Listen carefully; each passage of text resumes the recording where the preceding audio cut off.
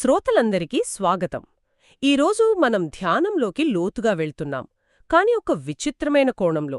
మనం మాట్లాడబోయేది ఆసనాలు లేదా శ్వాస గురించి కాదు, కేవలం గడియారం గురించి. అంటే ఎంతసేపు ధ్యానం చెయ్యాలి. చాలామందికొచ్చే అతిపెద్ద సందేహం ఇదే. మన ముందున్న ఆధారం ది డిసిప్లిన్డ్ బ్రెత్ నుండి కొన్ని ముఖ్యమైన భాగాలు. ఈరోజు మన చర్చలో ముఖ్యంగా తెలుసుకోవాల్సింది ఏంటంటే, ధ్యానంలో కూర్చునే విషయంలో మన పట్ల మనం కఠినంగా ఉండాలా లేక కరుణతో ఉండాలా? ఆ రెండింటి మధ్య సరైన బ్యాలెన్స్ ఎలా? పట్టుదలతో కూర్చోవడానికి, మనల్ని మనం హింసించుకోవడానికి మధ్య ఉన్న సన్నని గీత ఎక్కడుంది? మీరు చెప్పింది చాలా ముఖ్యమైన పాయింట్. ఎందుకంటే చాలామంది ధ్యానాన్ని ఒక శిక్షలా చూస్తారు. కానీ ఇక్కడ మన లక్ష్యం స్వీయ శిక్ష కాదు, స్వీయ అవగాహన. ఈ ఆధారం చాలా స్పష్టంగా చెప్పేదేంటంటే, విపశ్యన ధ్యానం అనేది ఒక తపస్సు కాదు. నొప్పిని పెంచుకోవడం కాదు. కాదు, మన లక్ష్యం ఎరుకను పెంచుకోవడమే. సరే, దీన్ని విడమరిచి చూద్దాం. ఒక కొత్త సాధకుడు ఉన్నాడనుకుందాం. వాళ్ళు ఎక్కడ ప్రారంభించాలి? 5 నిమిషాలా, 10 నిమిషాలా? ఈ ఆధారం దీని గురించి ఏమైనా నిర్దిష్టంగా చెబుతోందా? కొత్తగా ధ్యానం మొదలుపెట్టేవారికి ఈ మూలం చాలా ఆచరణాత్మకమైన సలహా ఇస్తోంది. ప్రారంభంలో 20 నుండి 30 నిమిషాలతో మొదలుపెట్టమని సూచిస్తోంది. ఇది వినగానే కొంచెం ఎక్కువగా అనిపించవచ్చు కదా. చాలా యాప్స్ 5 లేదా 10 నిమిషాలతో మొదలుపెట్టమంటాయి. అవును, ఇది కొంచెం ఆశ్చర్యంగానే ఉంటుంది. కానీ దాని వెనక ఒక కారణముంది. మొదటి 10-15 నిమిషాలు మనస్సు నిలకడగా ఉండటానికే పడుతుంది. ఆ రోజులోని ఆలోచనల నుండి బయటపడటానికి. ఆ తర్వాతే అసలైన సాధన మొదలవుతుందన్నమాట. 5 నిమిషాలకే లేచిపోతే మనసు ఇంకా అశాంతితోనే ఉంటుంది. అంతే, అసలు ధ్యానం యొక్క లోతైన అనుభవం దొరకదు. అందుకే కనీసం 20 నిమిషాలు అవసరమని ఈ ఆధారం చెబుతోంది. అంటే శరీరం, మనస్సు రెండూ ఆ కొత్త స్థితికి అలవాటు పడటానికి కనీస సమయం ఇవ్వాలన్నమాట. మరి 1 సంవత్సరం సాధన తర్వాత గంటసేపు కూర్చోవటమనేది ఒక లక్ష్యమన్నారు. కాని చాలామందికి 20 నిమిషాలకే కాళ్ళు తిమ్మిరెక్కిపోతాయి. మరి అలాంటి వాళ్ళు ఆ గంట లక్ష్యాన్ని ఎలా చేరుకోవాలి? బలవంతంగా కూర్చోవాలా? లేదు, ఖచ్చితంగా కాదు. ఇక్కడే వాళ్ళు చెప్పిన +5 నియమమొస్తుంది. ఇది చాలా సున్నితమైన, కానీ శక్తివంతమైన పద్ధతి. ముందుగా సౌకర్యవంతంగా ఎంతసేపు కూర్చోగలరో నిర్ణయించుకోవాలి. ఉదాహరణకు అది 25 నిమిషాలనుకుందాం. అప్పుడు దానికి అదనంగా మరో 5 నిమిషాలు మాత్రమే కూర్చోవడానికి ప్రయత్నించాలి. కేవలం 5 నిమిషాలా? అది నిజంగా అంత పెద్ద మార్పు తీసుకొస్తుందా? ఖచ్చితంగా తీసుకొస్తుంది. ఎందుకంటే ఇది మనల్ని మనం కాల్చుకోకుండా, అంటే విపరీతమైన ఒత్తిడికి గురి చేసుకోకుండా నెమ్మదిగా మన పరిమితులను పెంచుకోవడానికి సహాయపడుతుంది. ఓ! ఒకేసారి గంటసేపు కూర్చోవాలని ప్రయత్నిస్తే అది ఒక భయానక అనుభవంగా మారి ధ్యానం మీదే విరక్తి కలగవచ్చు.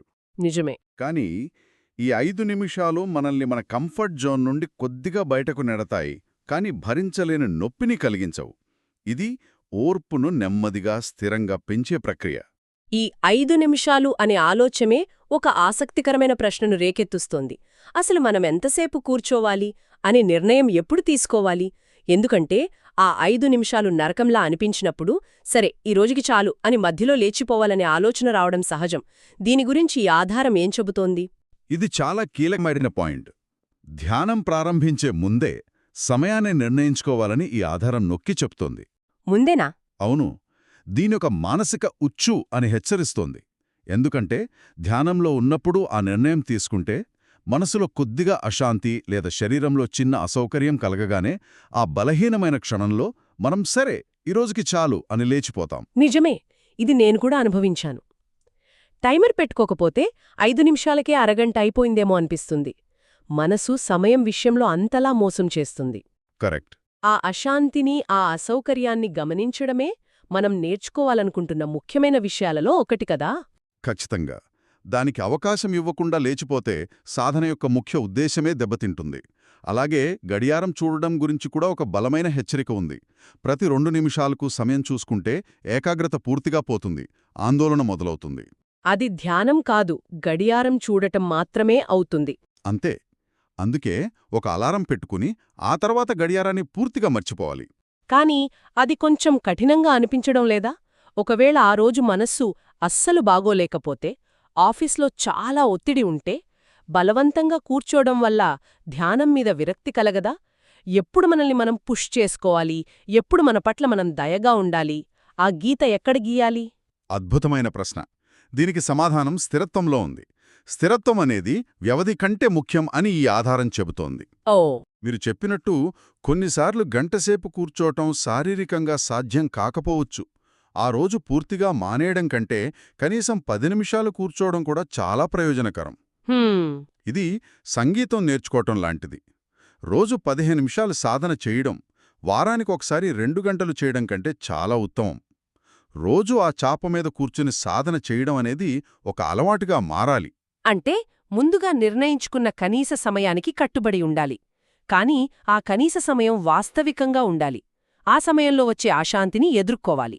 అలా చేయడం ద్వారానే ఆ అనుభవాల నుండి మనం ఏదైనా నేర్చుకోగలం.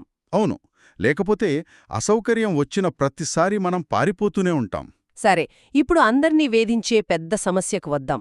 నొప్పి. ముఖ్యంగా కాళ్లల్లో, మోకాళ్లల్లో వచ్చే నొప్పి. చాలామంది దీనివల్లే ఎక్కువసేపు కూర్చోలేరు. ఈ ఆధారం నొప్పిని మరియు ఎరుకను చాలా అందంగా వేరుచేసి చూపిస్తుంది.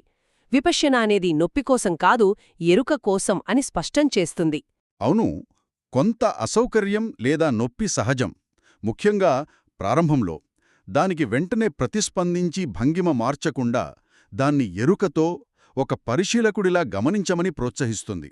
అయితే భరించలేని నొప్పితో కూర్చోవడాన్ని అహంకారపు ఉచ్చు, కఠినమైన ఓర్పు పోటీ అని చాలా ఖచ్చితంగా వర్ణించింది. ఆ పదాలు చాలా శక్తివంతమైనవి. అంటే నేనొక గంటసేపు కూర్చున్నానని నలుగురికి చెప్పుకోవడానికి, లేదా నా అహాన్ని సంతృప్తిపరచడానికి భరించలేని నొప్పిని భరించడమనేది ఒక వ్యర్థమైన వ్యాయామం అని చెబుతోంది. ఖచ్చితంగా. కాని ఇక్కడొక సందేహం వస్తోంది. ఏది సాధారణ అసౌకర్యం, ఏది నిజమైన హానికరమైన నొప్పి అని ఎలా తెలుసుకోవాలి? ఇది చాలా ముఖ్యమైన తేడా.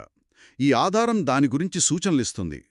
కండరాల నొప్పి, తిమ్మిరి, కొంచెం మంటగా అనిపించటం ఇలాంటివి సాధారణంగా అసౌకర్యం కిందకొస్తాయి.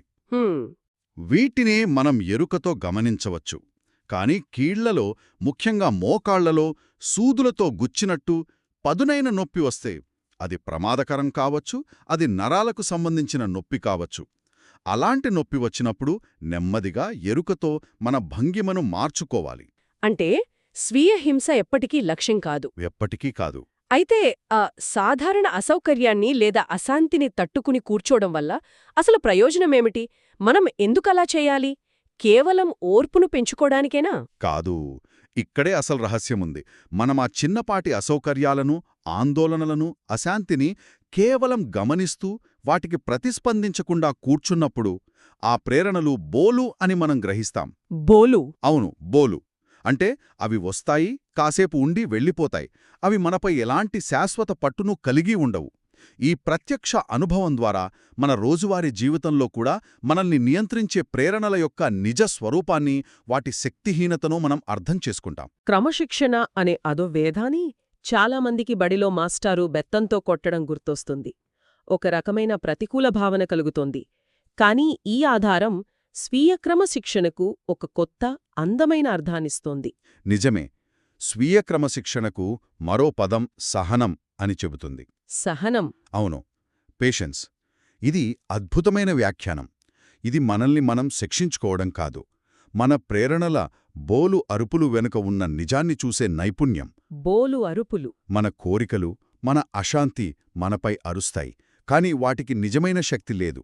మీ కోరికలు మీపై అరుస్తాయి, బతిమాలుతాయి, బెదిరిస్తాయి, కాని వాటి చేతిలో నిజంగా కర్ర ఏదీ లేదు. ఈ వాక్యం వింటుంటే ఆశ్చర్యంగా ఉంది. ఎందుకంటే మన అనుభవంలో అవి చాలా శక్తివంతంగా అనిపిస్తాయి కదా. అవును, అనిపిస్తాయి. కోపమొచ్చినప్పుడు లేదా పని ఒత్తిడిలో ఉన్నప్పుడు ఆ ప్రేరణలు మనల్ని పూర్తిగా నియంత్రిస్తున్నట్టు అనిపిస్తాయి. మరి వాటి చేతిలో కర్ర లేకపోతే మనం వాటికి ఎందుకు లొంగిపోతాం? కేవలం అలవాటు. అలవాటా? అవును, మన మెదడులో కొన్ని మార్గాలు ఏర్పడి ఉంటాయి. ఒక ప్రేరణ రాగానే దానికి వెంటనే ప్రతిస్పందించడం మనకు అలవాటైపోయింది. ఆ ప్రతిస్పందనకు, ప్రేరణకు మధ్య కొంచెం ఖాళీ ఉంటుందని మనం ఎప్పుడూ గమనించాం. ఆ ఖాళీని గమనించడమే ధ్యానం. కరెక్ట్. ఈ ఆధారం చెప్పేదేమిటంటే, మన ప్రేరణలు ఒక పంటి డాక్టర్ లేని సింహం లాంటివే. ఆ గట్టిగా గర్జిస్తుంది, భయపెడుతుంది, కాని దానికి మనల్ని కొరికే శక్తి నిజంగా లేదు. మనం దానికి భయపడి పారిపోలంతవరకు. అంతే. ఆ గర్జనను ధైర్యంగా గమనించడమే ధ్యానం నేర్పే అసలైన పాఠం. ఈ పాఠాన్ని కేవలం పుస్తకాలు చదవడం ద్వారా నేర్చుకోలేము కదా, ఇది అనుభవపూర్వకంగా తెలుసుకోవాల్సిన సత్యం. ఖచ్చితంగా. అందుకే సాధన ముఖ్యం. మన లోపలికి చూసి అశాంతి, ఆందోళన, అసహనం, నొప్పి వంటివి వస్తున్నప్పుడు వాటిలో జోక్యం చేసుకోకుండా, వాటిని మార్చడానికి ప్రయత్నించకుండా కేవలం గమనించడం ద్వారా మాత్రమే ఇది సాధ్యం. మనం ఆశ్చర్యపోయేలా అవి వాటంతటా అవే వెళ్ళిపోతాయి. ఆకాశంలో మేఘాల్లా. అంతే. అవి వస్తాయి, కాసేపు ఉండి మాయమైపోతాయి. అవి ఉదయిస్తాయి, అస్తమిస్తాయి. అంతే, సింపుల్. ఈ ప్రక్రియను చూడటమే క్రమశిక్షణ, అదే సహనం. కాబట్టి ఈరోజు చర్చ నుండి మనం గ్రహించాల్సిన ముఖ్యమైన విషయమేమిటంటే, ధ్యానంలో వ్యవధి అనేది ఒక సమతుల్యమైన చర్య. ఒకవైపు ఒక వాస్తవిక కనీస సమయాన్ని ఎంచుకొని దానికి కట్టుబడి ఉండాలి. ఇది మనసులో కలిగే అశాంతిని, అసౌకర్యాన్ని కేవలం గమనించే నైపుణ్యాన్ని పెంచుతుంది. అవును. అదే సమయంలో శరీరం నిజంగా విరామం కోరుతున్నప్పుడు, అంటే కీళ్లల్లో పదునైన నొప్పి ఉన్నప్పుడు మన పట్ల మనం దయతో, కరుణతో ఉండాలి. అది అహంకారపు పోటీ కాదు. కాదు. +5 నియమం వంటి చిన్న చిన్న పద్ధతుల ద్వారా నెమ్మదిగా పురోగమించడం, క్రమశిక్షణను శిక్షగా కాకుండా సహనంగా చూడటం, మరియు నొప్పిని ఓర్పుపోటీగా కాకుండా ఎరుకతో గమనించాల్సిన ఒక అనుభవంగా పరిగణించడం అనేవి ఇక్కడి కీలకమైన పాఠాలు. అంతిమంగా ప్రతిరోజూ 15 నిమిషాలు చేసే స్థిరమైన సాధన అప్పుడప్పుడు 2 గంటలు చేసే సుదీర్ఘమైన సాధన కంటే చాలా ముఖ్యమైనది. ఖచ్చితంగా. ఈరోజు మనం మన ప్రేరణలను కేవలం ప్రశాంతంగా గమనించటం నేర్చుకుంటే, అవి మనల్ని ఎంతగా భయపెట్టినా వాటికి మనపై నిజమైన అధికారం లేదని తెలుసుకోవచ్చని చర్చించుకున్నాం. అవి కేవలం వచ్చిపోయే మేఘాల వంటివని, వాటిని పట్టుకోవలసిన అవసరం లేదని అర్థం చేసుకున్నాం. శ్రోతల ఆలోచించడానికి ఒక చివరి ప్రశ్న. ధ్యానం చేసేటప్పుడు నేర్చుకున్న ఈ నైపుణ్యం, అంటే చర్య తీసుకోకుండా ప్రేరణలను సహనంతో గమనించగలగడం, ధ్యానం ఆసనం నుండి బయట మన జీవితంలోని ఇతర ఏ రంగాలలో ఉపయోగపడగలదు? ఒకరిపై తీవ్రమైన కోపం వచ్చినప్పుడు, చాక్లెట్ తినాలనే బలమైన కోరిక కలిగినప్పుడు, లేదా సోషల్ మీడియా చూడాలనే అశాంతి మొదలైనప్పుడు, ఆ ప్రేరణకు, మన ప్రతిచర్యకు మధ్య ఆ చిన్న ఖాళీని మనం గమనించగలిగితే మన జీవితం ఎలా మారుతుంది? ఆలోచించండి.